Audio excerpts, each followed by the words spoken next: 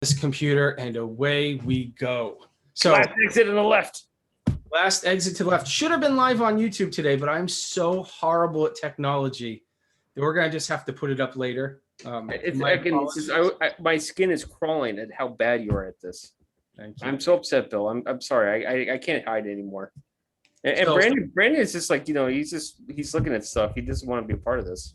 He's clearly classier than both of us. So last exit on the left. This is a podcast about left coast politics, about the California independence movement, the Cascadia bioregional party, which also is looking for independence. And just for people, this is going to be a podcast. We're going to talk about bioregionalism along with independence. And tell you the one thing I'm excited about with this, we're going to lay out problems, the federal government's failings, and then our actual solutions to these problems. So hopefully you guys will enjoy it. Brandon, why don't you tell us what we already know, but tell the future audience about yourself and how awesome you are. My name is Brandon Lensinger, and I help work with and run the Cascadia Bioregional Party, Cascadia Underground, and Department of Bioregion. And really, we're looking to explore better ways that we can be living, governing, and then also reestablishing connections with place. So really looking to find solutions and solve the problems in ways that we don't really feel like are right now, and that the United States government and Canada really isn't. So looking forward to being a part of this conversation. Excellent. And last and certainly least, Forbes West, who I am the northern coordinator for the California National Party. He is the Southern California regional coordinator. Forbes. Yeah, again, it's just me and Bill have been doing this for a while with Free the Bear podcast, and it's great to be expanding out and having again our Cascadian friends, so we can actually have a good back and forth and a good discussion about why we need to get away from the federal government, which I think is something that even with the Biden election, which seems to some people that it is something where again, like this is a new dawn, it's a new day. Again, we're getting away from the Trump era. Obviously, by the last CPAC, we're not. Trump is still here, and again, the federal government is struggling to figure out basic needs of people, and we need to have a very strong change in a different direction, hopefully to the left. Well, and I think what you're talking about is really important too, just in the sense that with Biden being elected, it's a very small window where we're actually getting away from, basically from a fascist, but we're moving back to the neoliberal, neoconservative, so we have a very small window to really talk amongst each other and develop ideas that can be stronger and work. And then with that understanding too, that those same systems that were put into place that put Trump into power, they're still there. And I think they'll be back in 2022, 2024. So being ready for that is really important. Yeah, exactly. We've gone back to the status quo, which was not good, which paved the way for Trump. Trump obviously is worse than what this is right now, but the status quo was not that great. So again, we want to have something new, more dynamic and different that would actually kind of help out, people on the ground instead of the major corporations and politicians that are running our lives right now. And this video will eventually be on YouTube, but it'll also be linked with Cascadia Underground. And what is your Medium page, Forbes? What is it? What is its official name now? It is Last Exit on the Left, but here, you know what? Give me just a second. Let me just make sure I can give the exact. We will put this also in the link in the description of the YouTube page. Also for me, even though it's not my Twitter, go to vote_CNP. That's the California National Party's Twitter account. And California National Party. No .com, no edu, no biz, nothing. Just party. That's what it is. It's fun. Medium.com /last exit on the left. Last exit on the left is last exit on the left. So yeah, again, if you put that in, I'm sure that will just come up on your any kind of Google search. And the other thing we're going to do is put all the sources of information that we used, links on those blogs and such. So if you're like, hey, these people are full of malarkey, given my old Biden talk there, you could see for yourself and see what we got our information on. So the first episode, what we're talking about here, the topic is water. And to me, when it comes to the environment, water is really underrated and it's not talked about enough. Climate change, I think, I believe in it. Obviously, I'm doing a left-leaning podcast. Clearly I believe in climate change. But for some people don't, I can almost understand because it's abstract. It's 1 or 2 degrees difference. For a person who's not looking at charts, is not keeping up on it, it's hard for the body to feel the difference of an average of 1 or 2 degrees difference in a year. Everyone, though, is affected by water. And for me, I think once you get a person in, that first step into the door of believing, the environment is in danger, then you can get to climate change and to other issues. But I don't think anyone can deny the problems. We have all of different problems for different areas in the world. I hate to quote Martin O'Malley, but in 2016, he said water and climate change, but with drought, would be the leading cause of wars in the future. Mass migrations, people looking for that resource of water. So it's a very important issue. And what's interesting, I think, is Southern California, Northern California, and Cascadia all have different priorities or issues with water. There are a few that we share. I guess the first one I think that any progressive would want to talk about is Nestle and the fact that private corporations come in and take our water and then sell it back to us at a premium. Absolutely. I mean, again, like they're sucking out so much. I mean, again, we're talking, millions of cubic meters of water. And again, like they're repackaging it into plastic bottles, which is not biodegradable, which ends up most of the time in the Pacific Ocean. And they're doing this constantly. And they really are to the point that they're just, sucking out so much of the resources that are needed for farmers, needed for, again, like, any kind of agricultural business whatsoever. And, we have, I wouldn't say finite because, again, we're next to the Pacific Ocean, because we're all on the West Coast. So I wouldn't say finite resources, but again, if we're not getting like desalinization up and running, they will become very finite, and it will come to the point that, again, we're going to be paying premiums or actually denied water resources that are very much needed for this everyday people. Any thoughts, Brandon?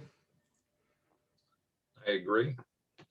I think Nestle, especially if we're kind of just starting off talking about them, I think there's also a lot of really interesting cases to be made about the role of Nestle.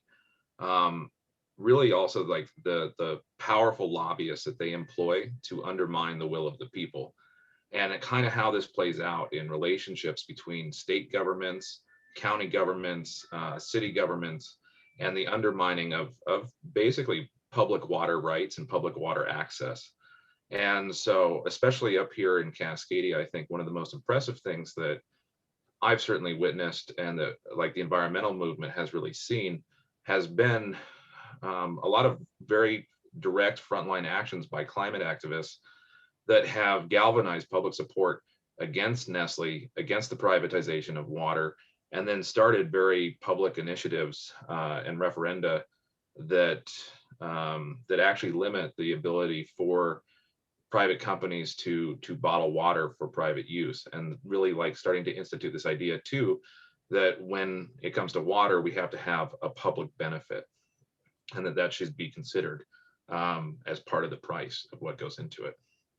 We live in a hybrid socialist free market country, just like every country pretty much is a combination of the two. But I can't even come up with a legitimate argument that private companies should control water in any way. That just seems like, I feel that way about healthcare, things like that, but water, it seems like even more obvious to me.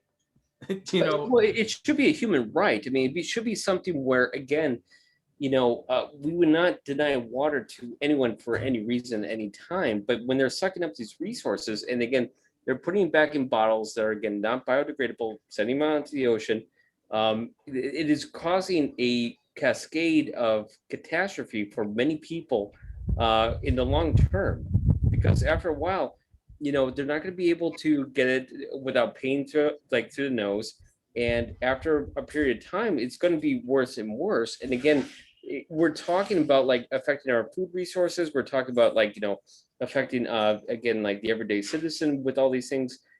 It seems, just insane to allow a company just keep pumping it out, selling it, rebottling it, doing all these things that really is going to be harmful to the public, basically. And if we keep doing this, again, it's just going to get worse and worse. And so we have to, treat this as like a public utility. This is not like something like, just an easy kind of like, oh, well, we'll always have water at a certain point. Like maybe not. Again, like, with the climate change that's happening, especially in California. California went through a drought for multiple years. And if we're going to do this, like we have to really get control of the resources as a benefit to a whole, not as a benefit to shareholders. I think on that note, I mean, one thing that's really interesting is here in Washington in 2019, there was a bill that passed the Washington State Senate, which was, I think, the bill number SB 6278. And basically what it did is it banned basically private bottling or use of water specifically that wasn't in the public interest and public welfare.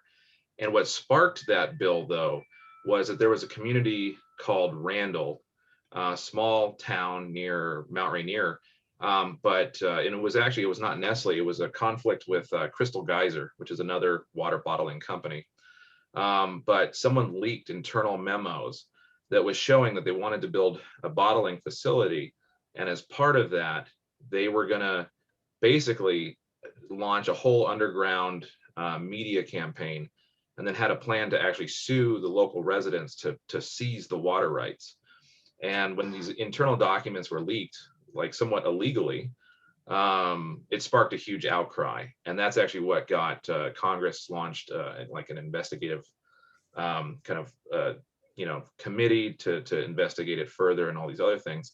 And then I think just as telling, in Oregon, there was a really big battle that happened in the late 2000s, all the way up to 2017, 2018, where Nestle was trying to privatize the Bull Run, Cascade Locks, and Oxford Bow or Oxford Springs, right there by Mount Hood. And that's like basically it's the water that serves Portland. And that became a huge battle. And that went all the way up, and it took a citizens initiative really to stop it. And that was because of a relationship between Nestle and the Oregon Department of Wildlife and Fishing that ran a salmon hatchery that was going to sell off the water rights to Nestle as part of this kind of deal. And it took this big citizens initiative and push before the governor actually stepped in. And when the governor stepped in, though, what was really interesting is one of the reasons for killing the deal between Oregon Fish and Wildlife and Nestle was actually for use of water during drought, and kind of use that as the reasoning for killing the bill. And so I think both in Washington and Oregon, you have these interesting examples of public welfare coming into play, as well as water during drought conditions, which is increasingly an issue in California, Oregon, and Washington, I think in summertime, as reasonings for actually killing these deals, which is really interesting too. All right, Forbes, I'm going to have you play a little guessing game now. Guess the politician in California who is the biggest proponent of letting large multi-billion-dollar agricultural companies from allowing them to use public water at the expense of the public. Take a guess. I think there's going to be someone that, well, I got a couple ideas, but would it be Newsom? Would not be Newsom. Okay. Same party, though. Would it be a senator? It would be a senator. I'll give you a clue. She's demented.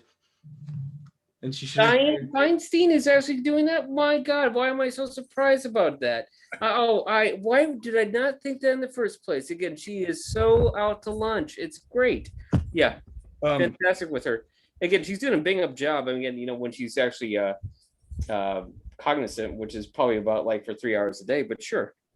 You know who I got to actually give credit, though? And this is, I hate to do it. Eric Garcetti, mayor of Los Angeles, is fighting very hard on the public's behalf for public use of water. So strange bedfellows and all that in politics, right? I mean, Yeah. that seems to be the kind of the case. There is a company, Paramount, not the film company, but it's a produce company. They own Fiji Water, Palm. They're the largest flour delivery service. They also produce. They have an almond farm that's the size of Los Angeles, and they use, I believe, they on their own use 5% of California's water. Well, because we need that almond milk. Because again, like I need my coffees right. I don't want to use regular milk, so we should suck up more of the resources with that. Wow, so Feinstein is effing us in another way. That's great. Yeah, and they say 80% of California's water is for agriculture, and 10% of that agriculture is almonds. It's like a $5 billion industry, but they don't pay much in taxes because of all these loopholes, and they take our water. Suck up the water again, like this almond milk. So again, people at Whole Foods feel happy. That's great. Yeah. So I have a By the question. way, full disclosure, I use almond milk all the time, but again, I'm not happy with that either. I don't think it should be a priority by any means, but yes. So when you're talking about Los Angeles and their mayor pushing for water to be more of a public resource and to increase that access, how do you feel like the diversion of water from like the Colorado River to Los Angeles and these massive irrigation projects that are needed to kind of, keep a city that size where it is watered? How do you think that kind of draws into it an impact in terms of on a larger regional scale? Well, to me, it feels like we're just, it's almost like the story of Chinatown, right? The Jack Nicholson movie. I mean, like they're just basically redirecting a lot through various schemes. But again, I think one of the things, and this is kind of like going towards the solution part of the podcast, is that we have the ability to do desalinization. We do have, again, Los Angeles, again, is next to the coast. California is coastal. I mean, there's nothing to the left of us, so to speak. And again, we could actually have plants that actually, utilize the salt water from the Pacific Ocean to actually, take care of these things instead of suck away the resources that are very limited from other parts of the region. Again, like you said, with the Colorado River, for example. I'm going to go political, and it's actually one of my strategies for Northern California, like recruiting. The diversion of water has created a great rift between rural California and coastal California. It really has, where rural Californians hate the Democratic Party because they are the one party, monopoly, and they take their resources and they're not appreciated. So it's created an environmental / culture war where, ironically, the right-leaning people on this are actually more pro-environment than the Democrats. So it's very interesting in that aspect. And even worse, like along those lines, with climate change, the Colorado River is drying up. So it's the tension is going to escalate even more in the next few years. But yeah, it's a real problem. And like I said, it's almost, would you agree, Forbes, dare I say cultural, where there's a real divide in California over it? I would say so, yeah, because again, like, these are people who feel disconnected and disempowered. And, because of our two-party system, they're kind of caught between a rock and a hard place, with, for lack of a better cliche. The Democrats are basically coastal, and so they don't see the issue. They're not really a part of that community. They don't understand what's happening out there. I don't think they really care too much. I mean, you got a bunch of wine slurping slobs from like Marin County who do not really care what happens outside their borders. And then you have for these farmers and agricultural people, then you have Republican yahoos. And these people really, they'll talk up a good game about certain things, but they're probably not talking about water because, again, like they're backed by Nestle in the end, or they're backed by some other kind of big company. So again, like these people are really kind of getting squeezed. And I think that to really kind of mend that rift is like, really having a real strong, aggressive water policy that would actually help out those communities. I mean, like if you have pipelines of water, if they break or spill, well, it's water, it's not oil. So again, like, we can set up these things. It'd be actually probably good infrastructure jobs, number one. Number two, if you're set up, well, if the pipeline breaks, well, it's water. That was terrible. If someone gets a little bit flooding for a second, but it's not the worst thing in the world. And again, it's not like this is like crazy new technology. It sounds like it to Americans that desalinization. I've never heard of this thing. You use salt water instead of fresh water, and you make it into fresh water. Like, what kind of nonsense is this? What kind of sorcery? But Israel does that. This is a fun little fact that I was looking up. Israel is basically in the desert. They don't have the means to actually have access to a lot of fresh water. But again, they're coastal communities. So again, they can actually do a lot of desalinization. And their desalinization plants, do millions of cubic meters of water per year. For example, like just in the year 2020, 585 million cubic meters of water was desalinated and used in the state of Israel. State of Israel, by the way, is about the size of New Jersey. This will give you kind of a perspective of what they're doing. But again, they have only about 4 plants, that actually are really providing most of the water. And again, each one of these plants is about 150 million cubic meters of water, 90 million, 100 million here, blah, blah, blah. Long story short, there is a means where you can actually get all this. We're next to the Pacific Ocean. We can alleviate this kind of crisis. But again, Republicans are backwards and Democrats don't care too much. So that's where we're at. There's another interesting thing about Israel with the water. They are now giving water. They're routing water into Jordan. And I forget the other country that they're bordered, is it Jordan and Syria? Syria next to Israel? I'm horrible with foreign countries. Syria is, and then also Egypt. I believe it's Jordan and Syria. They are now sending water to for free in hopes of helping with the peace process. It's hard to be angry at your neighbor if your neighbor's giving you free water when you live in the desert. Yeah, it's kind of true. I mean, for example, I think it was part of the deal where, I think it was just recently where Egypt, really kind of brokered a deal with Israel to kind of live peacefully. I mean, they already kind of did. I mean, Egypt always had better relations than the other countries, but yeah, I mean, it's just that's helpful. And again, we're next again, from Cascadia all the way down to California. We're next to the Pacific Ocean. We have again billions of cubic meters of salt water. We could use that. But again, where's the leadership? Where's the initiative? Where's again the perspective? We don't have that, and that's criminal to me. I think one thing that's kind of nice about Cascadia is, the whole idea of Cascadia as a bioregion and idea is a land defined through its water.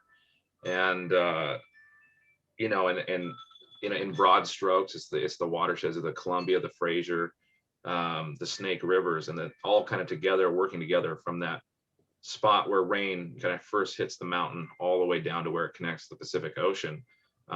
Those continuities kind of, create the idea of that we're even talking about. And one of the really, big factors of that and kind of running throughout everything that we're talking about is also this issue of salmon. And basically, bringing back salmon and working together in a holistic way. I think one of the things about when we're talking about policy like this and state lines and arbitrarily carving up areas is that state boundaries, counties, they don't actually represent the realities, both the natural realities and then the realities of the people and the communities that are living within them.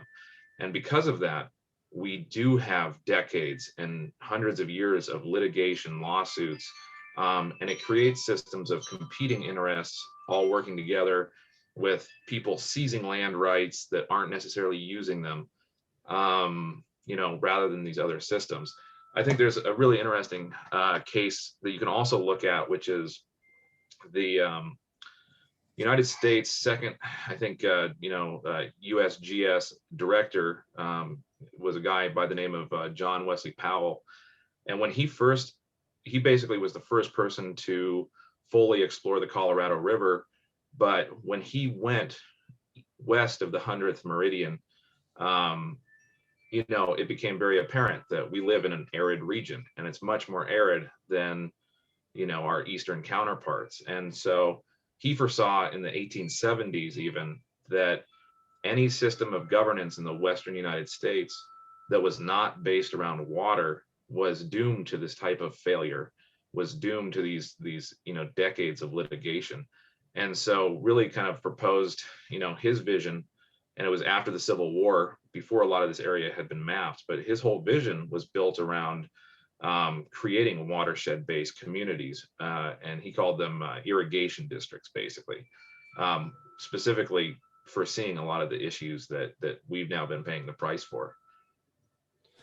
And then, by the way, thank you for letting us know about that story. I did not know that background whatsoever. And thank you also before, in our last podcast when we did Free the Bear, you really explained bioregionalism, which, again, I don't think there's a good argument against that whatsoever. It's very straightforward. It makes sense. And again, a lot of the lines drawn in the map are very, very arbitrary. It does not make sense really. Now, again, some people might be upset because all of a sudden, instead of being Orange County, they'll be in, I don't know, whatever water resources around here, restructured, whatever you would rename it. But, you have to kind of get over the past to a certain extent and actually really kind of work with what you have. And bioregionalism is a very smart idea. I mean, again, because of climate change, we're going to have to work in these things. And it's amazing that, over 100 years before that was actually really kind of something to be talked about. Yeah, I want you guys, your homework for this week on Netflix, watch Red State, Blue State, the Colin Quinn special. But he literally talks about that right away, where he's like, God put he's like, why didn't America stop at 13 colonies? He's like, God put these massive mountain ranges and rivers there for a reason. And then he made the analogy, he's like, people in Hungary have as much in common with people in Spain as people in Kentucky do with people in Washington. And I was like, yep, that's the truth of it. Brandon, you brought up a point I want to go back to really quick. And it's another political angle. When you're talking salmon and fishing, it pisses me off that the Republican Party gets the votes of deer hunters and fishermen. Climate change has caused stagnant water, which has killed the fish population. It causes more disease for deer and other animals when they're drinking the water. Fishermen can't look at all the plastic they see in their water and how it taints their fishes.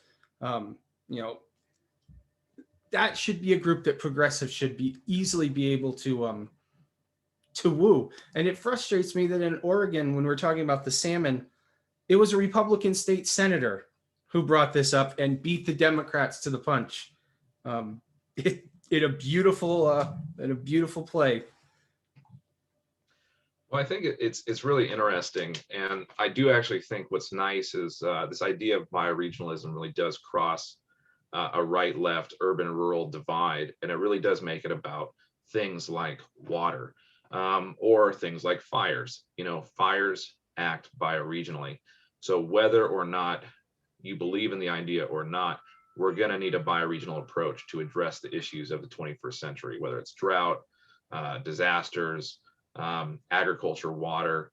And I mean, I think it's really interesting. I mean, I think the Columbia River, which is the largest river in the Cascadia bioregion, stretches for something like 1,200 miles, and it goes through 6 different states, a province, innumerable, First Nations. And so when you're talking about these issues of salmon, and it also irrigates something like 15 million acres of farmland, one of the largest areas, generates 30% of the hydroelectric power in the United States, just massive. And you can't carve up any one area. You can't carve it into one state. One state by itself will never be able to address these issues. And when we are having rampant forest fires, and it's not just fires, you can talk about watersheds, you can talk about food sheds, you can talk about air sheds. So when the smoke from California wildfires comes up to Washington and Oregon, when our smoke goes into British Columbia and vice versa, these are all bioregional issues. And so it's going to need that regional framework. And I think one of the things that's really exciting right now is to see that there is, these regional approaches really being adopted.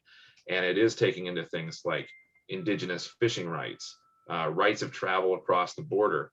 But then more than that, I think that there was an Idaho, but again, what you're talking about, an Idaho GOP senator, Mike Simpson, who basically has proposed this huge, massive undamming effort to restore salmon runs, do a lot of rehabilitation, invest billions of dollars, something like a $34 billion package.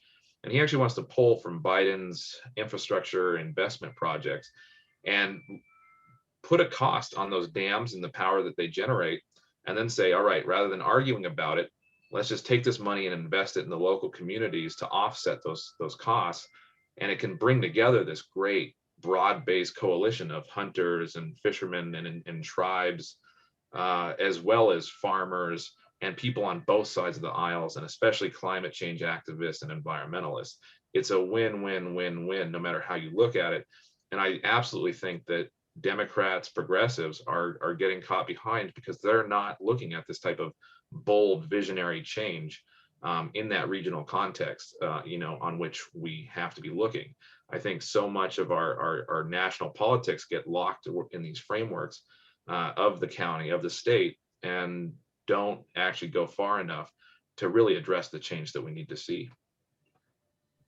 Again, it's very interesting to me because, again, like you said, like as a GOP senator was doing that, it's like, again, like when it comes to Republicans, they will not pay attention to the issue until it's pretty much in their backyard. And when it comes to progressives, they don't pay attention to the issue because the corporate lobbyists told them to look the other way.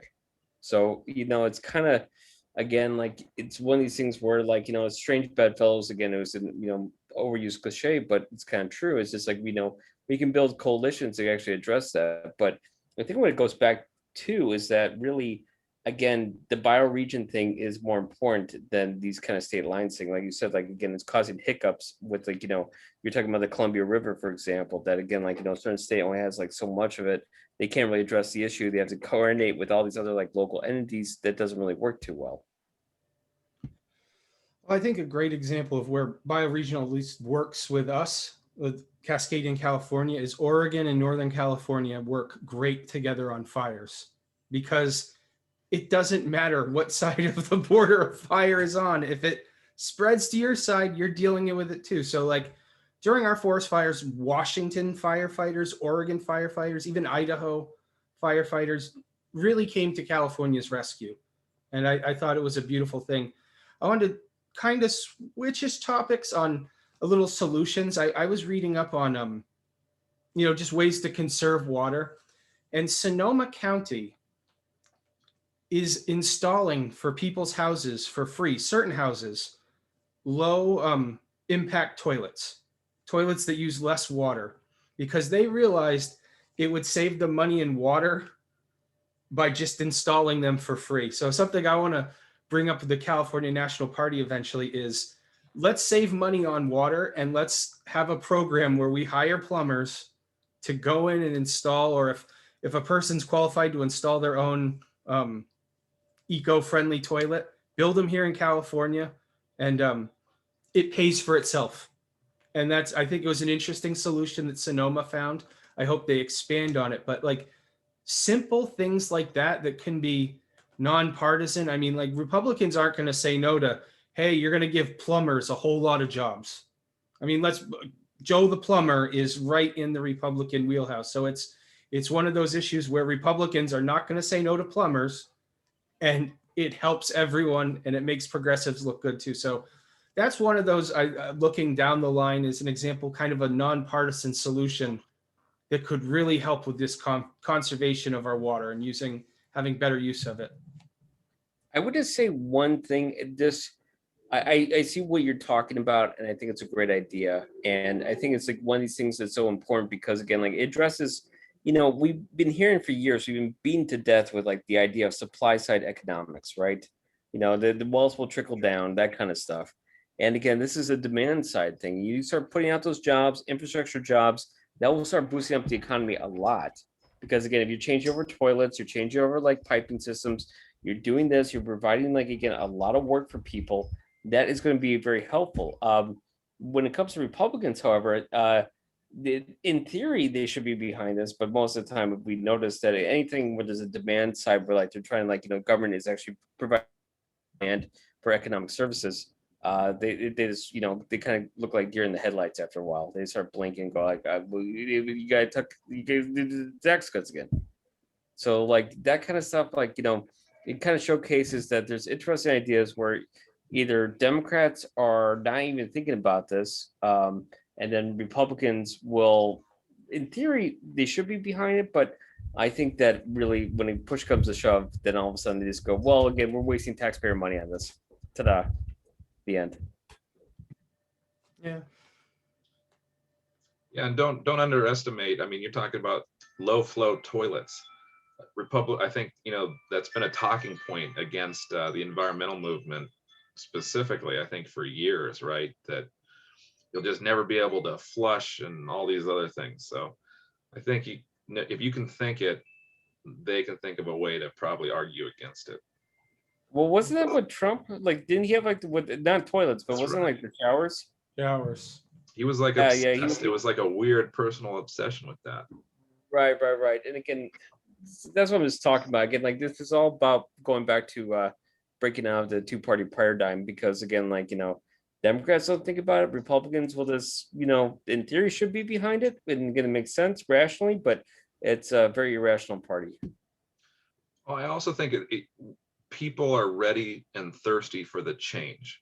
The solutions are there. We know what they are, and we need to stop having a debate about it and just start doing it.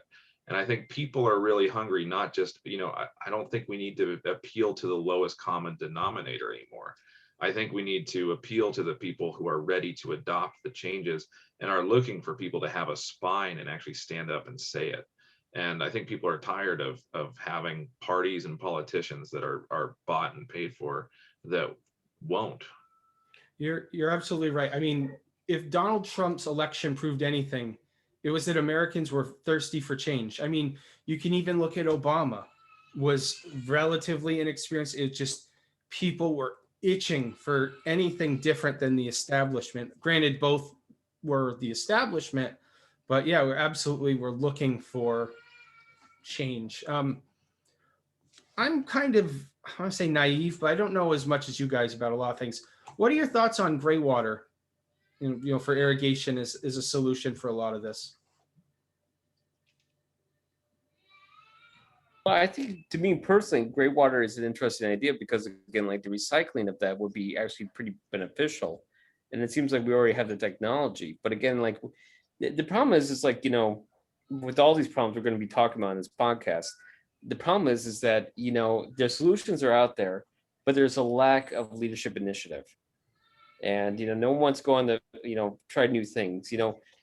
Franklin Delano Roosevelt, which usually is put into the pantheon of, like, the greatest presidents of the United States. Like, it's usually Roosevelt, Lincoln, and George Washington are considered the greats. And and this is all being said, that I know there's a lot of caveats to that, a lot of problems. For example, like, I'm married to a Japanese woman. Roosevelt interned 150,000, something like that, over the war for no reason, just because they had Japanese ancestry. So I know all these people have a lot of problems with their backgrounds.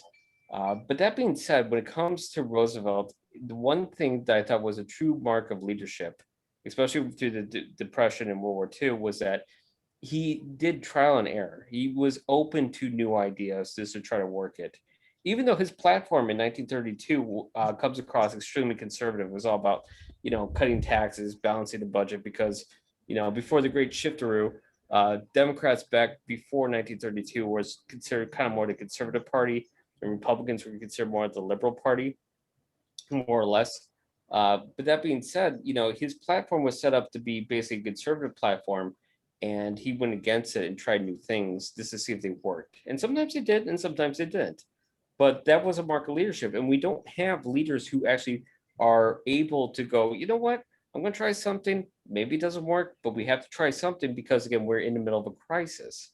And I don't see that with, a Newsom or whoever these clowns are trying to, get into the recall election. I don't see that from the Trump side of things. Again, like it's usually this regurgitation of the same old, same old. We don't see like, we're not talking big ideas and we're not talking initiative anymore. Everything seems a bit stagnant. Well, it's one reason I love the California National Party. Like, one of the issues people have, even environmental groups with water desalination, is you're left with all this salt left over. And a lot of places put that salt back into the ocean, which is bad because you're creating a much higher salt content in certain areas of the water. California National Party, we're like, we're going to just give the salt away. Every restaurant in California, you don't have to worry about your salt anymore for your budget. We're going to give it to companies. We're going to just, take the salt.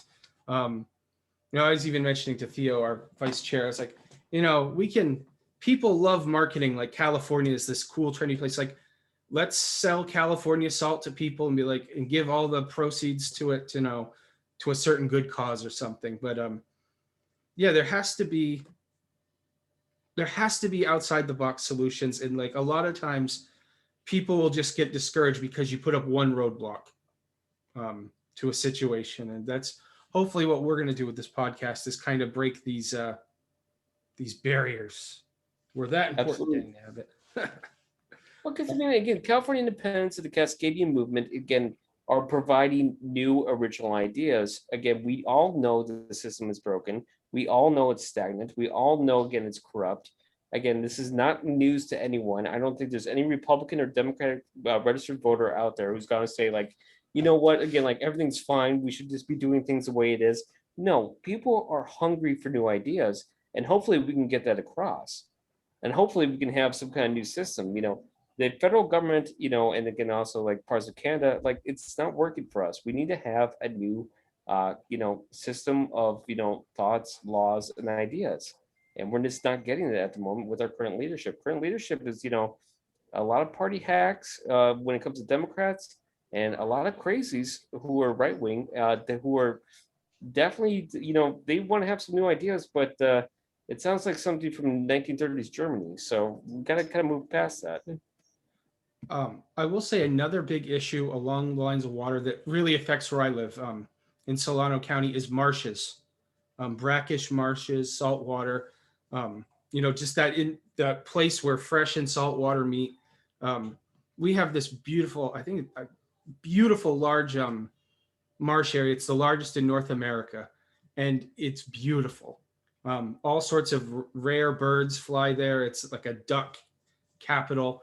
And what's interesting, and I've seen this in a lot of other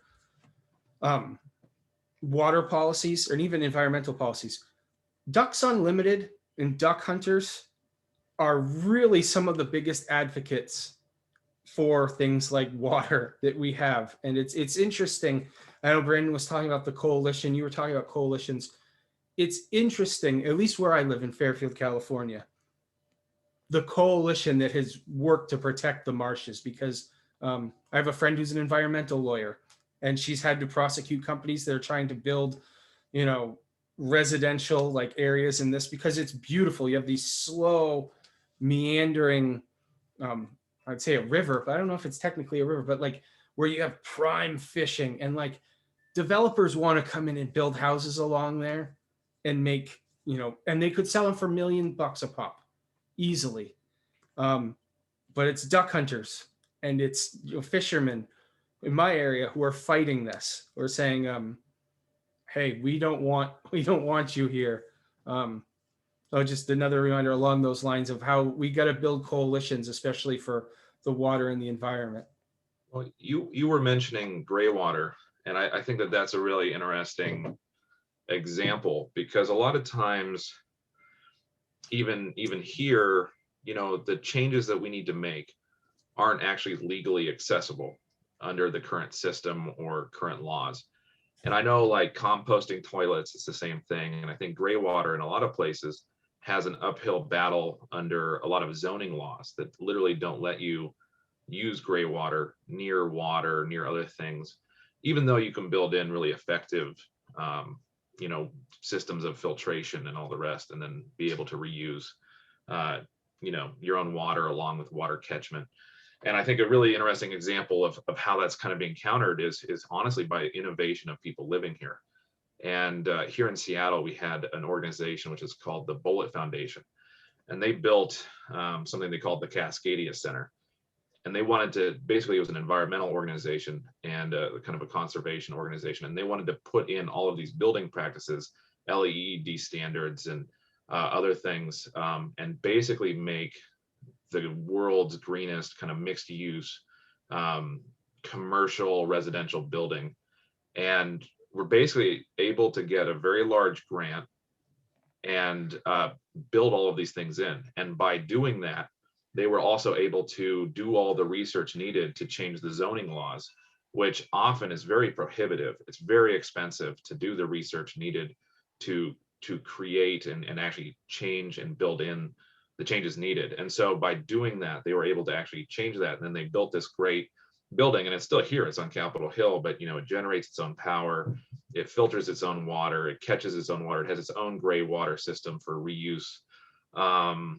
And I think is a great example, though, of not only looking at how a lot of the roadblocks that are kind of standing in our way are not only just roadblocks, but they're codified into the very systems and the government to keep us from being able to make those changes easy or accessible. And I think removing those roadblocks and finding new innovative solutions outside the system and building those in is really important. It kind of sounds to me that, like, we are in the 21st century. This is 2021.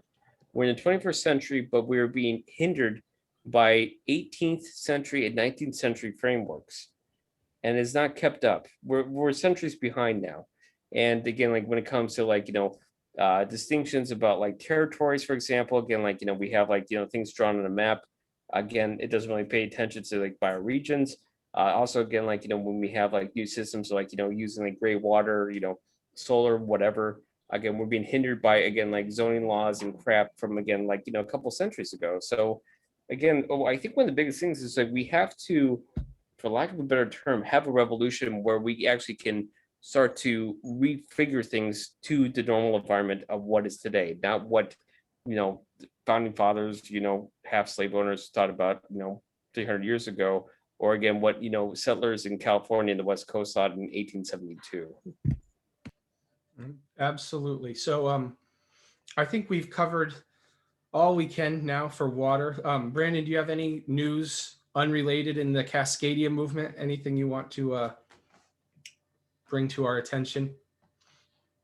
I would just say that I think we're all very excited to be having these conversations. And if anybody would like to learn more, you can go to https://cascadiabioregionalparty.org. And you can find us on Twitter, Instagram, Facebook, at Cascadia BP. Excellent. I'm going to say the big news for the California National Party is that I would say arguably the best living author, sorry, Forbes, no offense, I'm very upset Welsh with that. of Train Spotting filth fame is now, he said he is an ardent supporter of the California National Party, follows us on Twitter. Forbes, I don't know if I'm supposed to say this, but I'm going to say it anyways. He might be our keynote speaker at our convention coming up. Might be. Yeah, again, we got some high hopes. That'd be great. I think, again, well, I mean, they kind of, I think, I don't know exactly too much. I mean, I know his works. I don't know about him personally, but I have a feeling he might be a Scottish National Party person. Yes, he is. Yeah. So yeah, again, that kind of makes sense because that is kind of that it was the they were the granddaddies of us, basically. The California National Party got its name from the Scottish National Party. A lot of things came out of that movement that happened in 2015, where they lost the vote for independence, but it looks like they could be roaring back pretty soon with everything that's happening in Britain. Yeah. But before we kind of wrap up here, I just, there's one thing I thought would be kind of this fun. A California product that's only made in California. Anything, you can suggest, Bill? It could be anything at all. Do you think it's pretty good that's a California only kind of thing? You know what? I used to work for this company, so I'm a little biased. So I'm going to say in general, check out visitfairfield.org. We have, so my city, Fairfield, 100,000 people right off of Highway 80. We have an Anheuser-Busch. We're the home of Jelly Belly. So we have city. I live in beautiful suburbs, very happy. But next to us, we have the most amazing wine country, Sassoon Valley and Green Valley, both accredited official wine countries. 94% of our grapes Napa uses. But what's happened, and I think it's really interesting, is Napa has become saturated with tourists, because if you go to wine country and you don't live here, all your friends are going to ask you if you went to Napa. You're coming to wine country, you really have no idea what you're doing. You're going to Napa just so you can say you can go to Napa.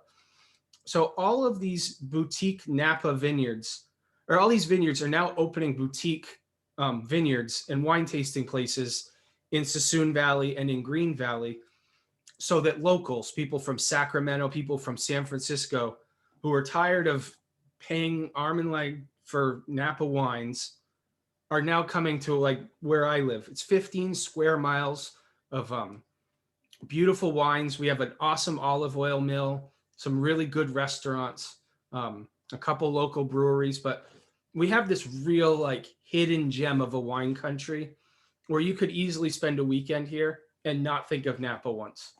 So I'll give a shout out to that. And yeah, check out Sassoon Valley, Green Valley, and visit fairfield.org.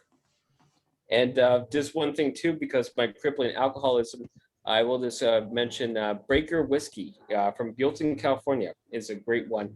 It's a little bit on the pricey side. It's about $50 a bottle, but again, like this is very, very good stuff. And again, it's a very unique product that's only made in California.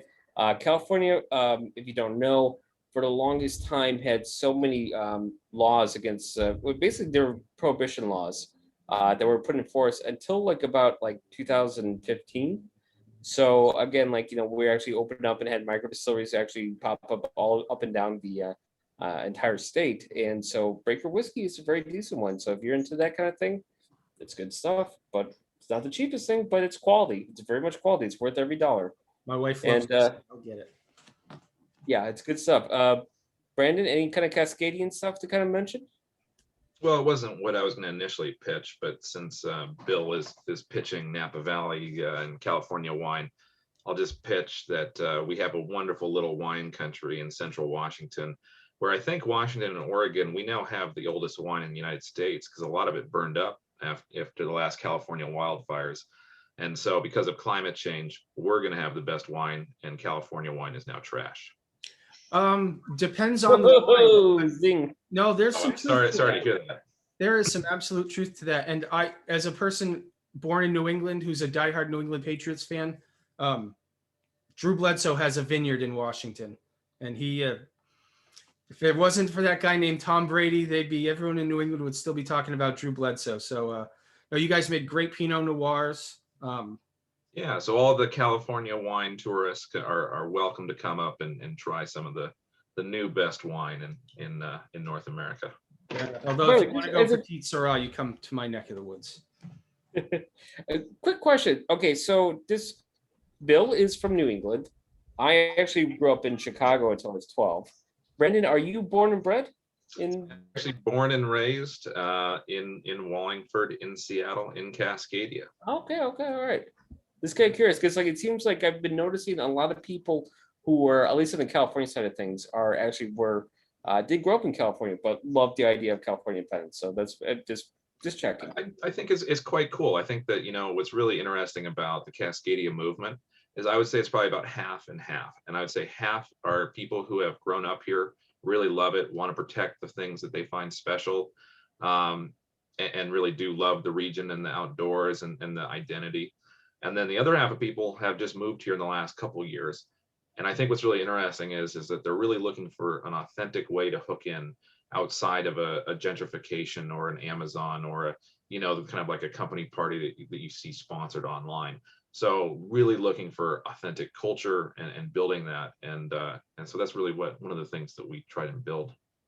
I think that's kind of very interesting because you know what, it's in the early days of like America, or I should say like the first like 100 years of America, like, the Civil War, like for example, the Union Army was composed by a lot of immigrants fighting for the Union.